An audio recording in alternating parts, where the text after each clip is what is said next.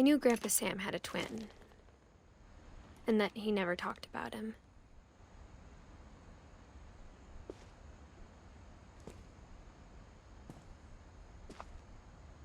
I guess my grandpa didn't like history any more than my mom did.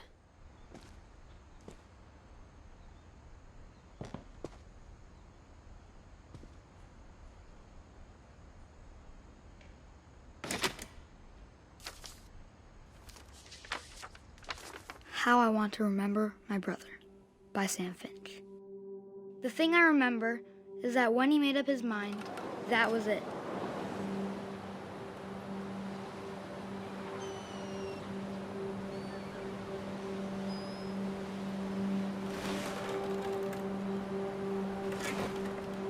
My brother said he'd die before he ate another mushroom, and he did.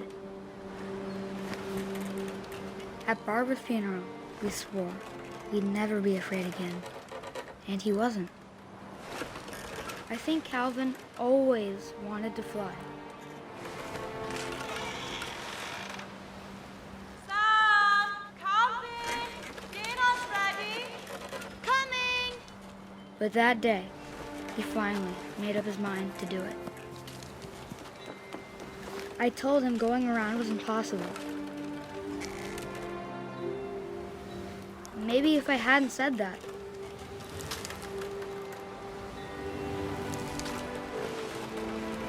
Calvin! I'm not gonna tell you again! Maybe if the wind hadn't picked up. Then maybe he'd still be here. But I doubt it. I think he'd already made up his mind. That's what I want to remember about my brother.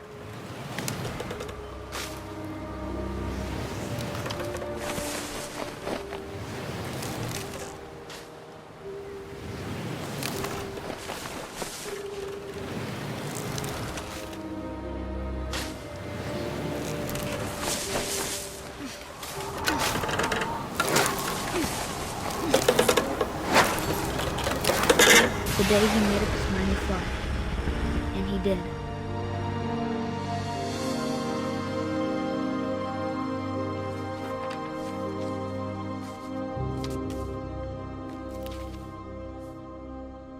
Calvin's story felt strangely familiar.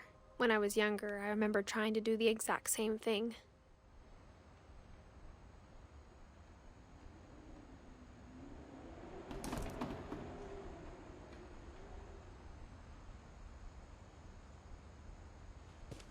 After the funeral, Edie roped off Calvin's half of the room.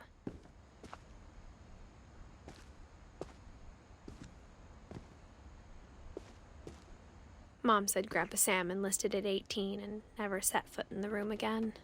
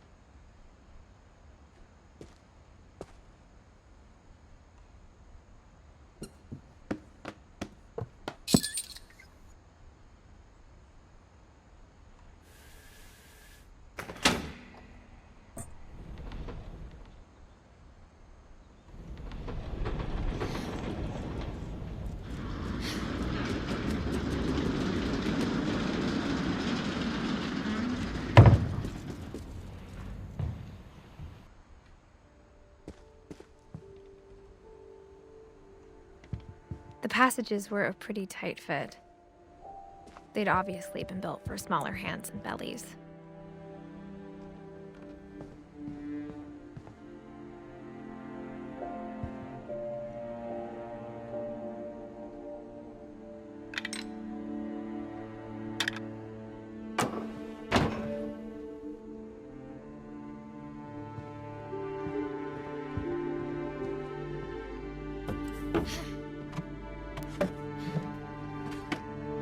Growing up, I always thought of Barbara as a child star.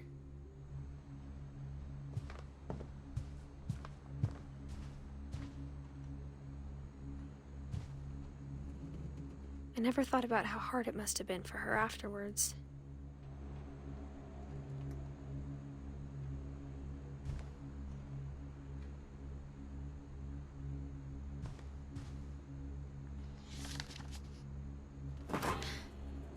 Of all the stories people wrote about Barbara's death, I'm surprised Edie saved this one.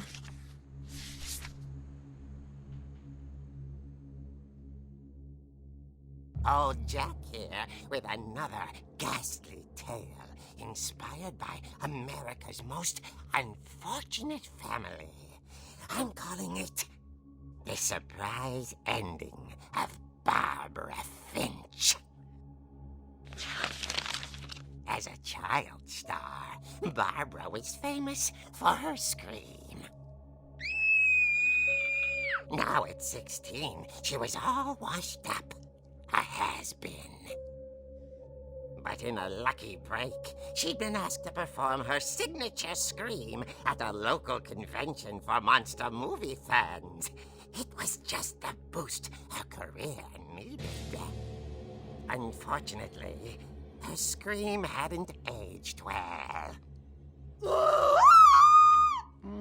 Getting better. I think you just need the right motivation. Her biggest fan and current boyfriend, Rick, was about to demonstrate when... Now that was a great scream.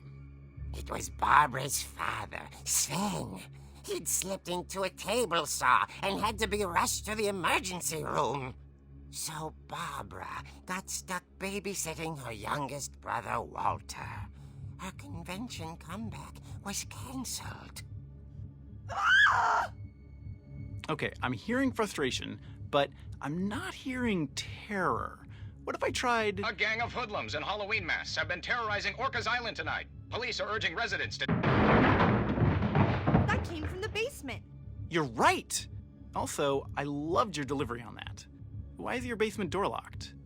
Because my dad likes making puzzles and secret passages. There's a key hidden in the music box. The secret is to keep winding and winding until finally the key pops out. Thanks, babe. I'll be back in a sec. 20 minutes later, Rick hadn't returned. So Barbara went to look for him, right on cue. She reached for the music box. And as she wound the key, she listened for Rick, but the house was silent.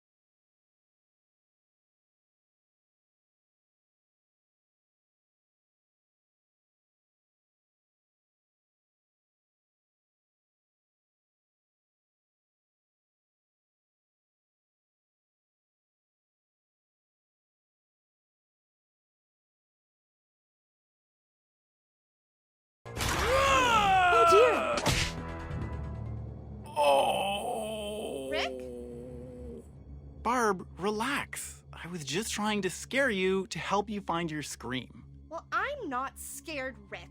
I'm furious. Then act furious. All I'm getting from you now is that you're hurt and confused and She threw him out, but she kept a little something to remember him by. Barb, have you seen my other crutch? And she was still holding it when she fell asleep watching the late picture show. Hours later... Barbara! Walter, what's going on up there? Ah! Okay, I'm coming up, but if this is a trick, you're dead, Walter.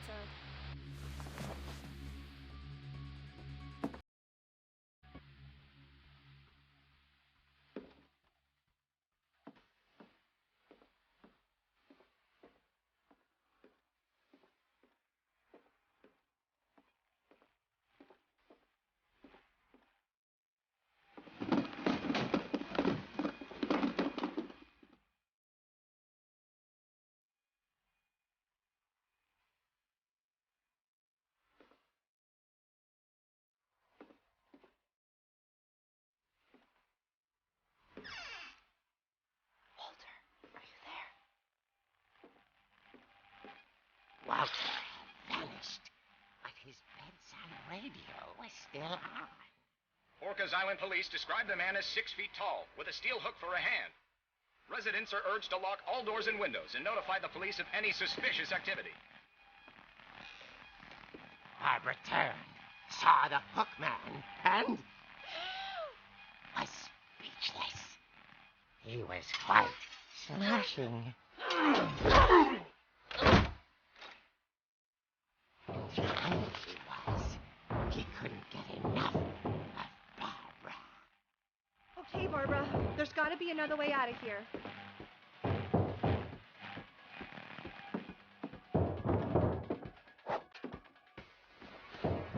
That night, she played her part beautifully.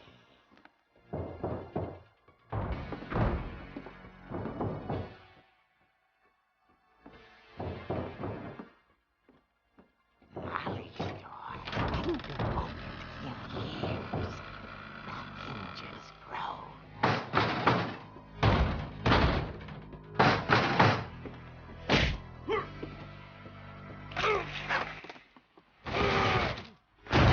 He wasn't moving, but she sensed the story might not be over yet.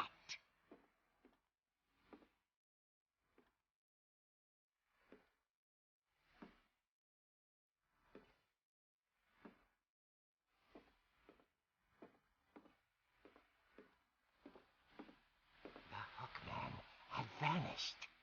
She listened for his breathing, but all she heard was...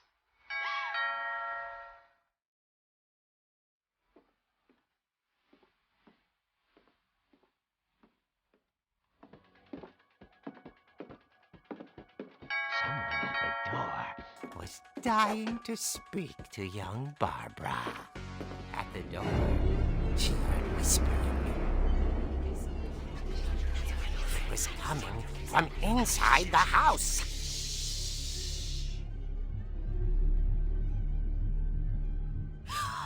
Oh dear.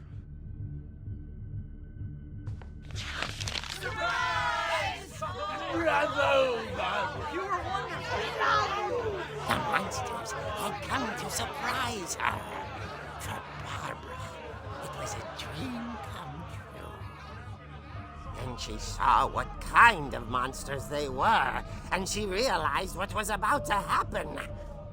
She was going to be famous. And with her final breath, Barbara Finch gave the performance of her life.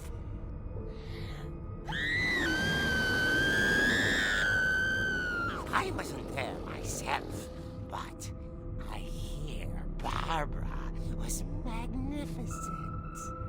Poor girl. She had a taste for stardom. But unfortunately, so did her fans.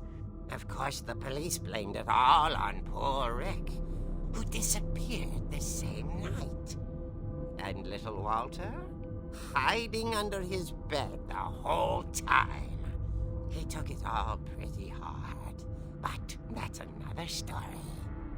As for Barbara, tucked inside the music box is all they ever found of her. Her ear. Now that's what I call a real eerie tale.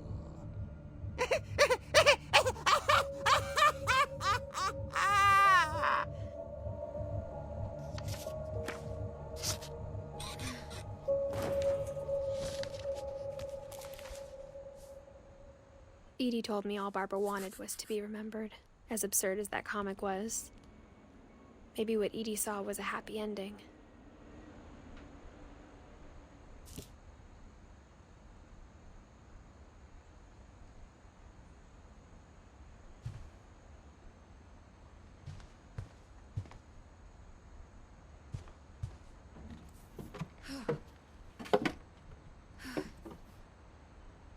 I guess now I know why Mom didn't like me playing with the music box.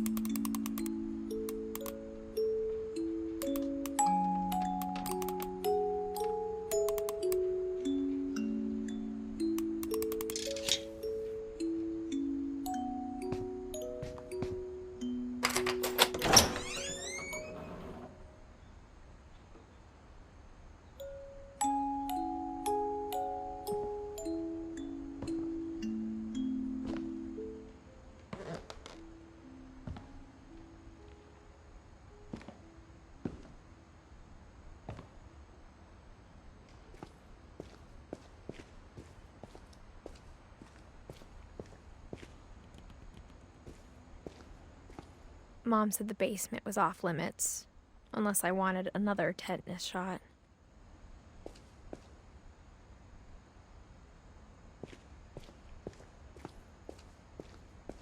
I saw Edie sneak down to the basement once, carrying packages. I thought maybe she was hiding presents.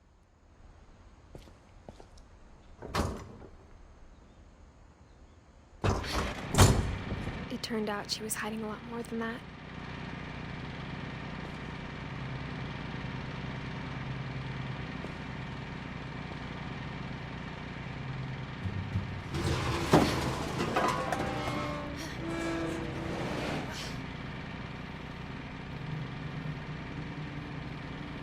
I remember asking Mom once about where Walter had gone. She said after Barbara died, he got as far away as he could.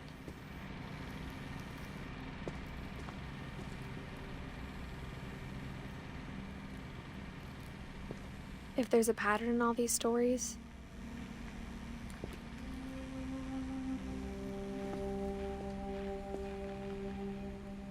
I think it's that none of us has gotten very far.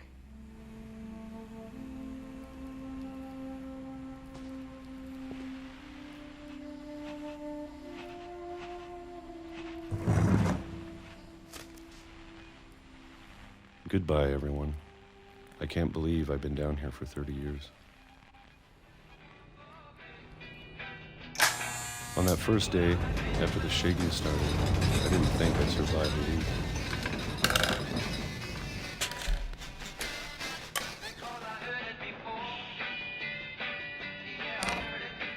But after a few days, I settled into a routine.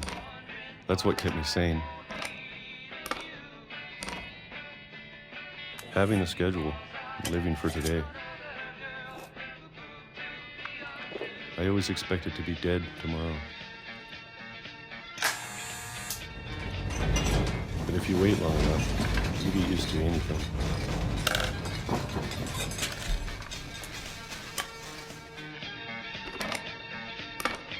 Even a monster on the other side of the door starts to feel normal. Almost friendly.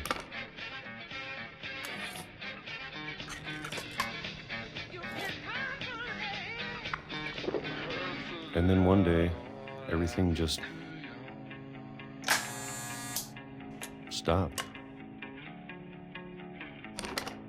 Whatever that thing was, it was gone. Maybe it got tired of waiting.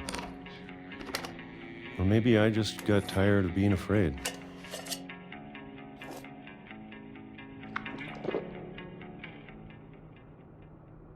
It's been a week now, the longest in 30 years.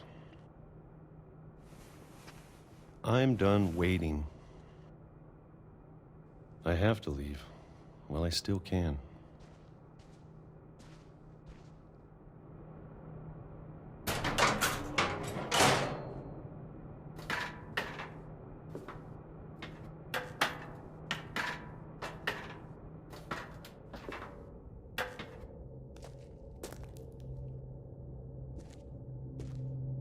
I know it's out there, somewhere.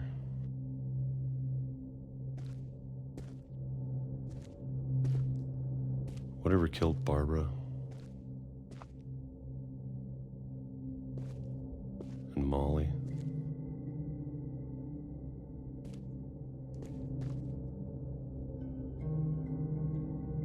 And Calvin.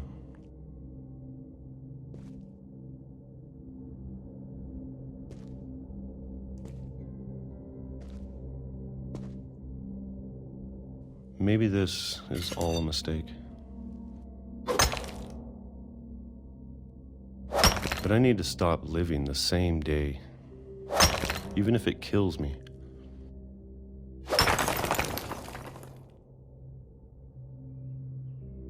Whatever's out there, I want you to know I'm ready for it. I'm going to appreciate all of it, especially the food.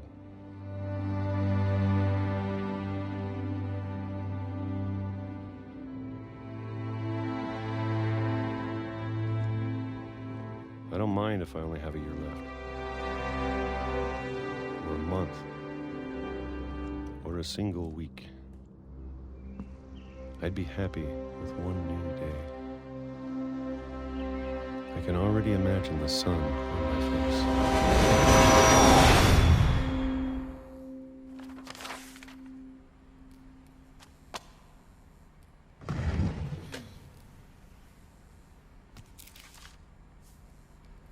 Walter died when I was 6. I can't believe my mom never told me he was down here.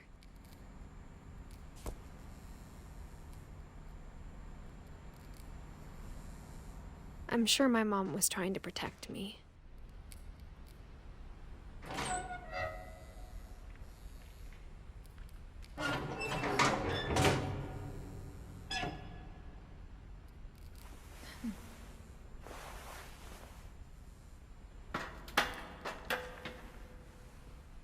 Maybe she was afraid I'd end up like Walter.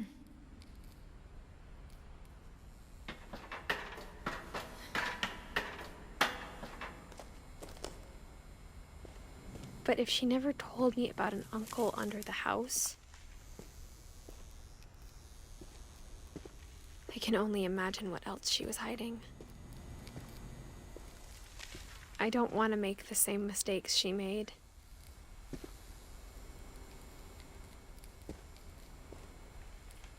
Trying to bury something that's still alive.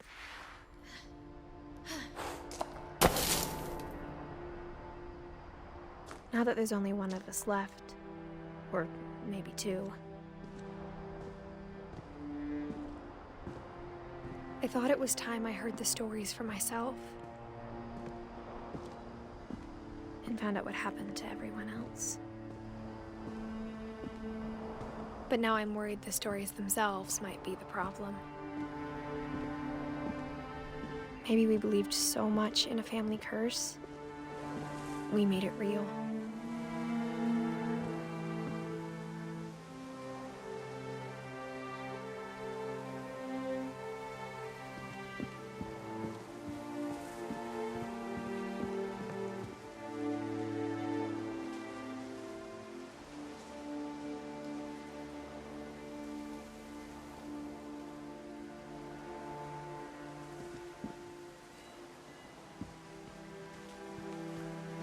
I don't know if I should even be writing this.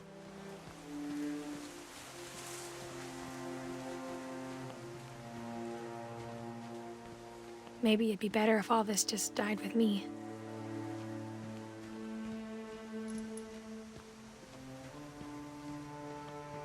But I thought you should know about your family.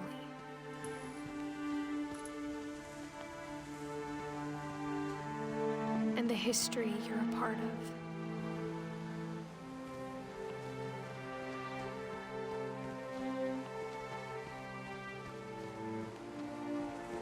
Though to be honest, I feel as lost as you probably do right now.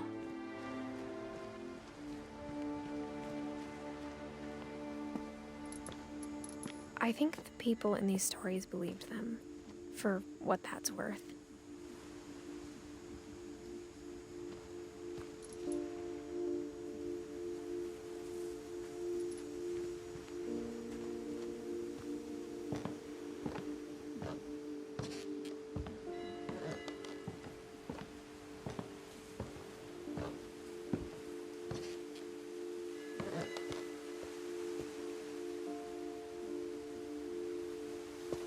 And when you look at the house, that history of imagination and stubbornness and madness,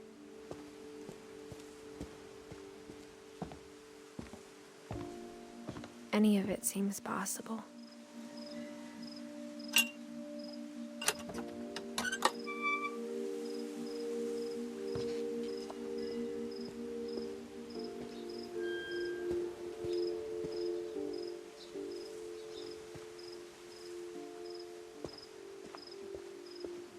I think we've been surrounded by death for so long, we've just gotten used to it. What kind of family finishes building a cemetery before starting the house?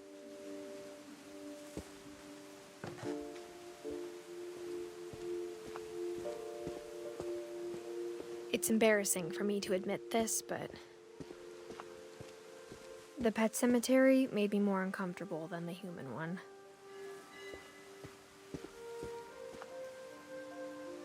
Three of the gerbils were mine, and 2 had been my fault.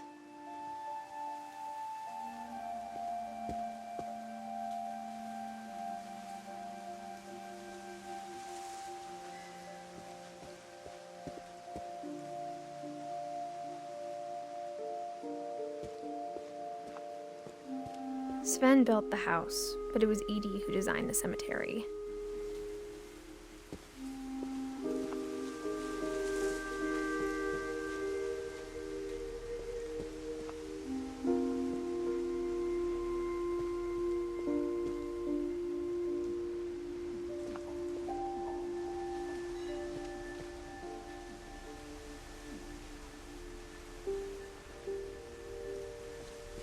I'm sure Odin's monument had been Edie's idea.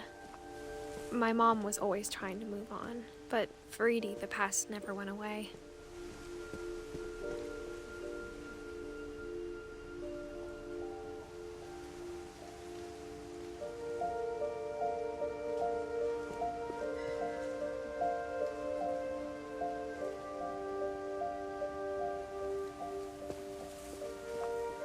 She could see it poking out of the water at low tide.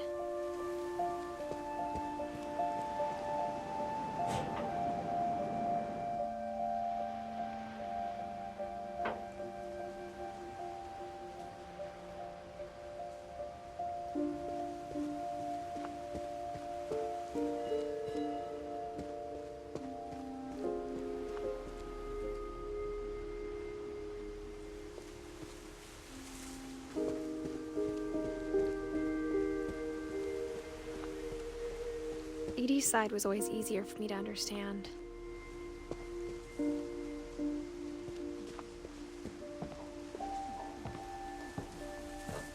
But the older I get, the more I can see where my mom was coming from.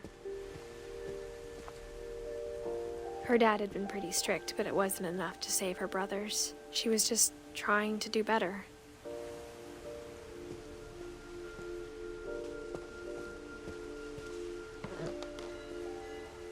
She lost 2 of her brothers, just like I did. I get why she tried so hard to protect us.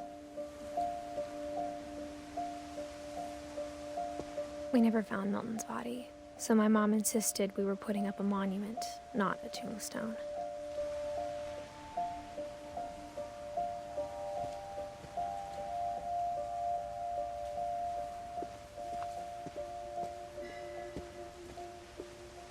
There's so many things I wish I could ask my mom now.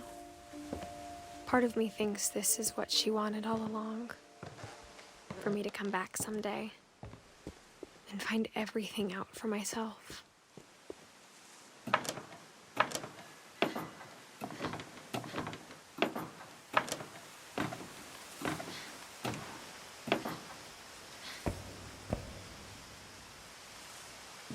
But looking back on it now,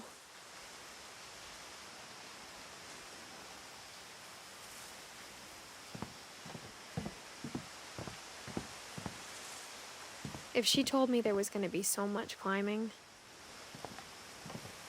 I never would have come when I was 22 weeks pregnant.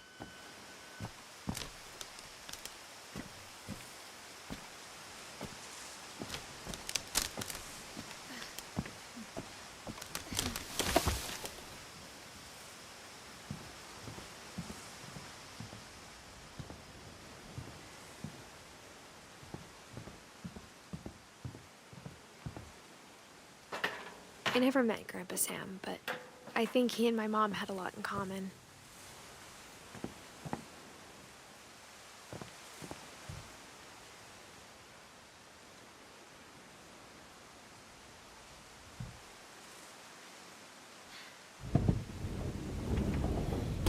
They were both pretty intense.